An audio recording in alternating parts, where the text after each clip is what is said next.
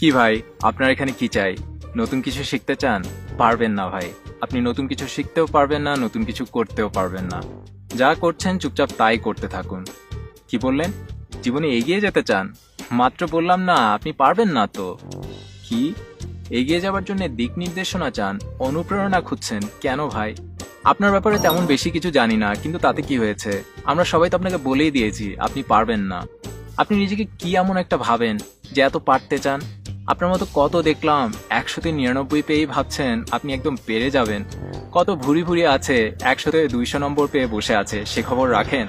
100-200 যদিও পাওয়া যায় না, কিন্তু তাতে কি হয়েছে? মূল কথা হলো আপনি তো আর সেটা পারবেন না। দেশে থাকেন, ভালো কিছু করতে চান, কোনো লাভ নেই। এদেশে থেকে কিচ্ছু করতে পারবেন না। যান বিদেশে চলে যান। কি? বিদেশে থাকেন? তাহলে আগে দেশে আসেন, না হলে সেখানে বসে দেশের মানুষের জন্য কিছুই করতে পারবেন না।